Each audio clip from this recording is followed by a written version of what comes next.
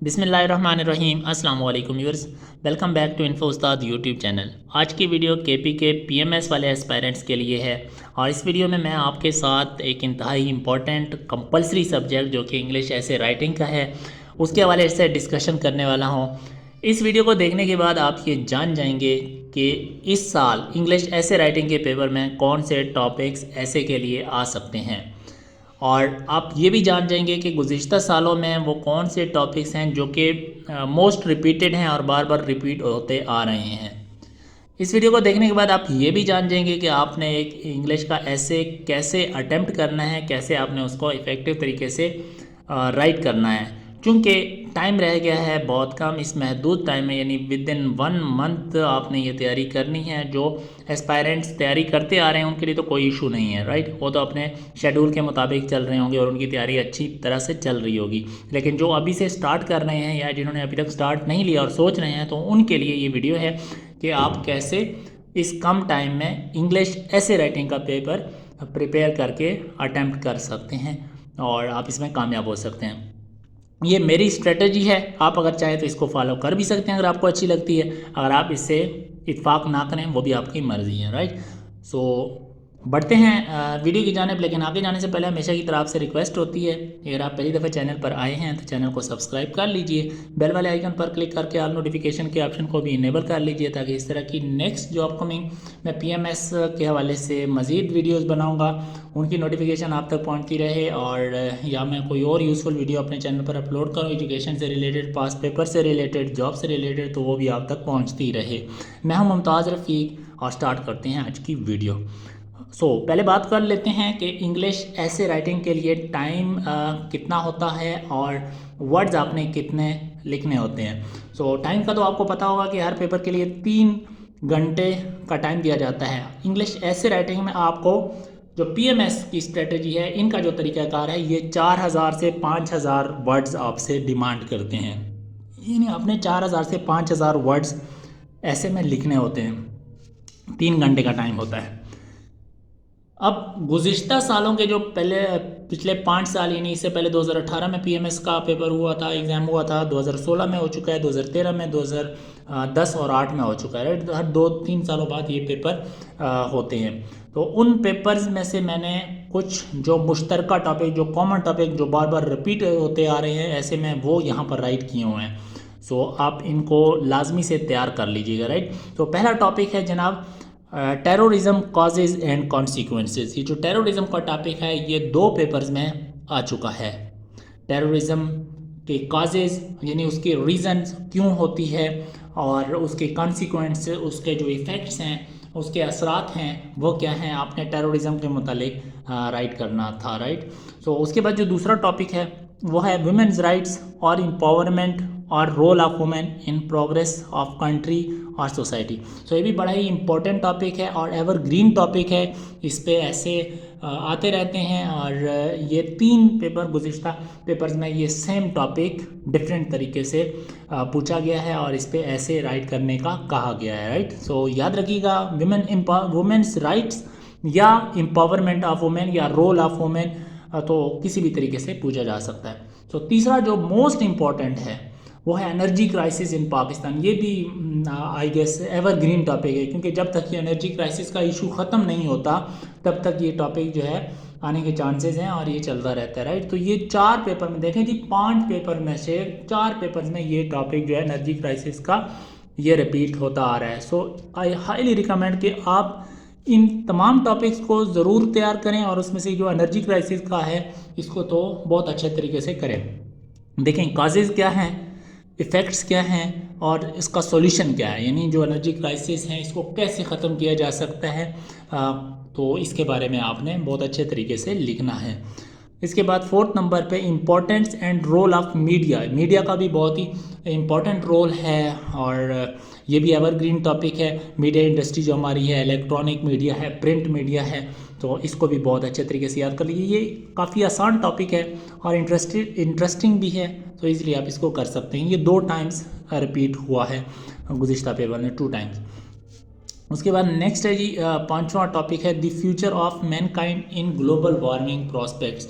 यानी जो global warming का इशू है, जो ओजोन की लेयर है जो ख़त्म हो रही है, तो जिसकी वजह से अल्ट्रावायलेट शुआएं जो ज़मीन पर पहुंच रही हैं, यानी ये जो ग्लोबल वार्मिंग का इशू है ये डिस्कस किया गया है 2 पेपर में, यानी 2 पेपर्स में ये जो टॉपिक है ये आ चुका है। तो इसमें ये इन्वायरमेंट का भी काफ़ी आप इसके बारे में लिख सकते हैं, ट्रीज़ वगैरह, ठीक है, तो ये हमें ग्रो करने चाहिए, प्लांटेशन करनी चाहिए, या इसके अलावा बाकी जो ग्लोबल वार्मिंग के एस्पेक्ट्स हैं, इसके जो काजेज़ इफ़ेक्ट्स और जो इसके एडवांटेज हैं, सॉल्यूशंस हैं, ये तमाम आप टॉपिक तैयार कर सकते हैं, राइट। नेक्स्ट मैं स्ट्रेटजी बताऊंगा नेक्स्ट पेज पे कि आपने कैसे इसको शॉर्ट टाइम में अच्छे तरीके से आपने मेमोरेबल, यानी जिसको आप याद रख सकें उस तरीके से ऐसे आपने तैयार करना है, राइट। तो ये तो हो गए 5 टॉपिक जो कि मोस्ट कॉमन थे गुज़िश्ता पेपर्स में से। अब कुछ और इम्पॉर्टेंट टॉपिक जिनकी प्रोबेबिलिटी है जो कि आई सजेस्ट कि आप तैयार करें, वो पहला टॉपिक है पॉवर्टी इन्फ्लेशन, यानी गुर्बत और इन्फ्लेशन, महंगाई। स्पेशली अगर पाकिस्तान के प्रोस्पेक्ट से देखें और जनरली अगर पूरी दुनिया की बात की जाए तो हर जगह पे इन्फ्लेशन आजकल बढ़ी हुई है, पेट्रोलियम की जो प्राइसेस हैं वो हाई होने की वजह से, और बाकी ये जो यूक्रेन की जो वार थी रशिया के साथ, राइट, तो इसकी वजह से ये जो टॉपिक है ये काफ़ी हॉट टॉपिक है, और पॉवर्टी, गुर्बत, राइट। इसके बाद नेक्स्ट है international peace in global village, मतलब दुनिया में बैन अवी सतह पर जो अमन है वो कितना ज़रूरी है, कितना इम्पोर्टेंट है ग्लोबल विलेज में, राइट। सो इसको भी आपने तैयार कर लेना है। नेक्स्ट है बड़ा इम्पोर्टेंट पाकिस्तान के हवाले से, पाकिस्तान का क्या रोल है दुनिया की तरक्की में, और स्पेशली जो एशियन रीजन है, यानी यू नो कि पाकिस्तान जो है साउथ एशिया में लोकेटेड है, तो साउथ एशियन रीजन के हवाले से पाकिस्तान का क्या रोल है और पूरी दुनिया के हवाले से पाकिस्तान का क्या रोल है, तो ये भी काफ़ी इम्पोर्टेंट टॉपिक है, आ सकता है, राइट। इसके बाद नेक्स्ट जो ये भी एवरग्रीन टॉपिक है ह्यूमन राइट्स का, सही है, तो ये ह्यूमन राइट्स के हवाले से भी पूछा जा सकता है, ये भी आई थिंक एक पेपर में आ चुका है ह्यूमन राइट्स का टॉपिक। सो नेक्स्ट है आप इसके इन टॉपिक्स के अलावा अगर आपके पास टाइम हो और आप कर सकें तो इन टॉपिक्स के अलावा अप टू डेट रहें, रीसेंट और करंट अफेयर्स के जो हॉट इश्यूज़ हैं, टॉपिक्स हैं, इवेंट्स हैं नेशनल और इंटरनेशनल, तो ये भी आप जो है ना इनसे बाखबर रहें, और इसके मुतालिक भी वक्तन फ़वक्तन जो पॉइंट्स हैं वो इकट्ठे करें और उसको नोटबुक पे राइट करें, और उनको किसी न किसी तरीके से जो है ना ये जो ऊपर दिए गए टॉपिक्स हैं आप इनमें से भी फिट कर सकते हैं, राइट। सो ये तो हो गया टॉपिक। अब बात कर लेते हैं कि ऐसे का स्ट्रक्चर क्या होता है और आपने ऐसे को कैसे राइट करना होता है, और तैयारी आपने किन बातों का ख्याल रखना है तैयारी करते हुए। देखिए जी, ऐसे का स्ट्रक्चर ये है कि इसके 3 पार्ट्स होते हैं मेनली।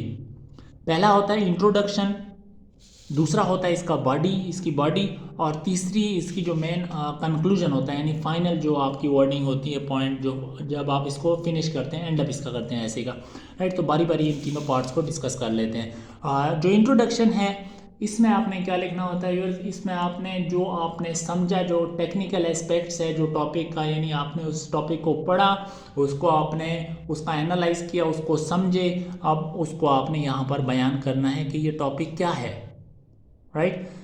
यानी meanings and technical understanding of topic, ठीक है, यानी टेक्निकल तरीके से आपने उसके जो लफ्ज़ी मानी है वो भी आपको पता चल गए, और टेक्निकल तरीके से आपने उसको अंडरस्टैंड कर लिया, राइट। तो आपने ये इंट्रोडक्शन में लिखना है कि क्या पूछा जा रहा है, यानी व्हाट इज़ आस्क्ड अबाउट, ये किस बारे में पूछा जा रहा है, टॉपिक है क्या। यहाँ पर आपने एक बात का ख्याल रखना है व्यूअर्स, ये आपका इंट्रोडक्शन जितना बेहतरीन होगा, जितना आप इसको इफ़ेक्टिव तरीके से तारुफ करवाएंगे इस इंट्रोडक्शन, इस टॉपिक का, एग्जामिनर जो है वो आपसे इम्प्रेस होगा। एंड यू नो कि फर्स्ट इंप्रेशन जो होता है वो लास्ट इंप्रेशन होता है। अगर आपका पहला इंप्रेशन अच्छा है तो आगे जो है उसका जो साइकी इफेक्ट है वो एग्जामिनर के माइंड में बैठ जाएगी चीज़ कि यार ये बड़ा ही जो है ना अच्छा ऐसे ये इसने लिखा होगा, राइट। तो first impression is the last impression. And next section है बड़ा इंपॉर्टेंट, बॉडी का सेक्शन है। अब इसके बीच में आपने जितना जनरल नॉलेज इकट्ठा किया है, जितना आपके पास करंट अफेयर है, जो आपका दिमाग जितना भरा हुआ है नॉलेज से ना, तो यहाँ पर ये आपको ये चीज़ फ़ायदा देगी, ठीक है। अब जो W's फैमिली है, W की जो फैमिली है व्हाट, देखें इंट्रोडक्शन में तो व्हाट हो गया, और जो बाकी W's के 4 अरकान हैं, वेयर, व्हेन, हाउ, व्हाई, इन चारों को आपने इस बॉडी के पार्ट में कवर करना है, राइट।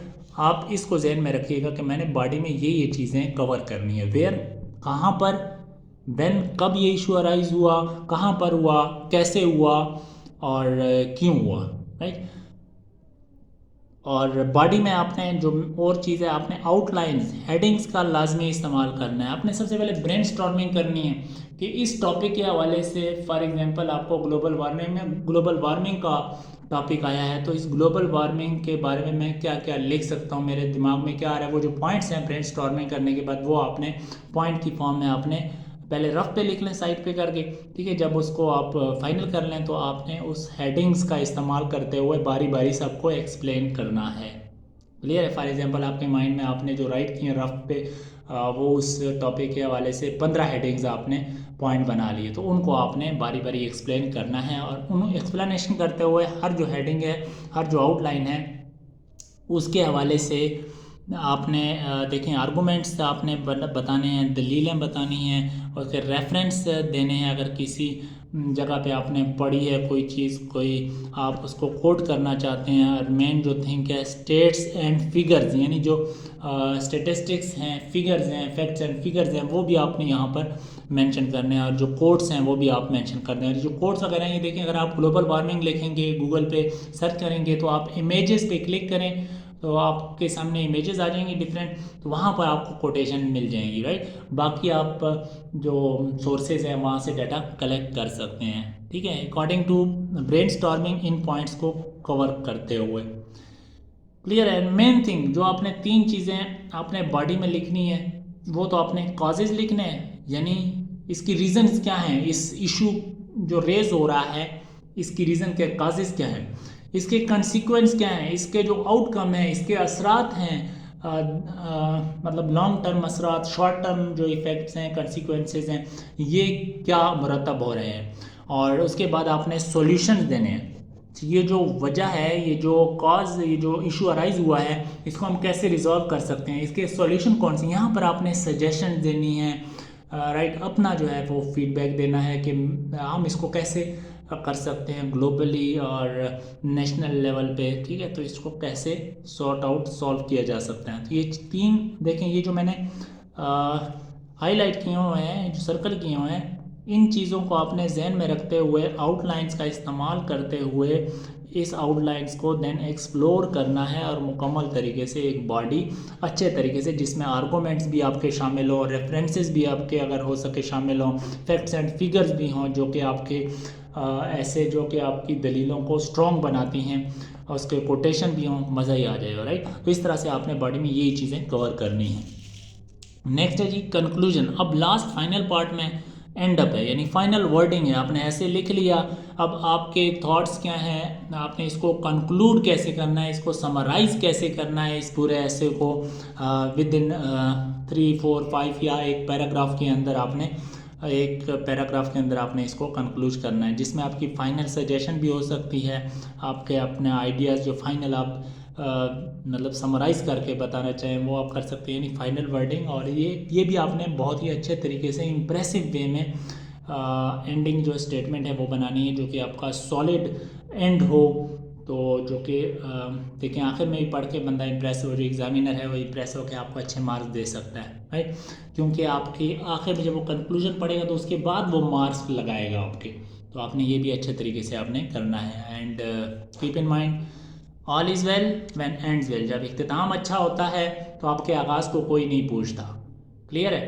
तो इख्तिताम आपने अच्छा करना है। इस तरीके से आप इन पॉइंट्स का जो है ख्याल रखिएगा। इस तरीके से आप इस शॉर्ट टाइम में इन जो टॉपिक्स आपको बताए गए हैं ये आप तैयार कर लें, और बाकी भी अगर टाइम हो तो पढ़ लीजिएगा। बाकी इंशाल्लाह नेक्स्ट जो सब्जेक्ट होगा उसके हवाले से इंशाल्लाह आपके साथ जल्द डिटेल शेयर करने की कोशिश करूँगा कि उसमें आपने कैसे स्ट्रेटजी अपनानी है, राइट। और यहाँ पे एक चीज़ लिखी हुई है, every solution breeds new problems, right. मतलब जो भी सॉल्यूशन किसी चीज़ का निकलता है तो उसकी वजह से कुछ ना कुछ नई प्रॉब्लम भी क्रिएट हो जाती है, ये देखने में आया है, राइट। सो ये थी वीडियो। उम्मीद करता हूँ कि आपको कुछ सीखने को मिला होगा, और ये जो टेक्निक है मेरी ये आपके लिए इफ़ेक्टिव साबित होगी इंशाल्लाह, I hope so. And next video में मुलाकात होगी। चैनल को सब्सक्राइब कर लीजिए।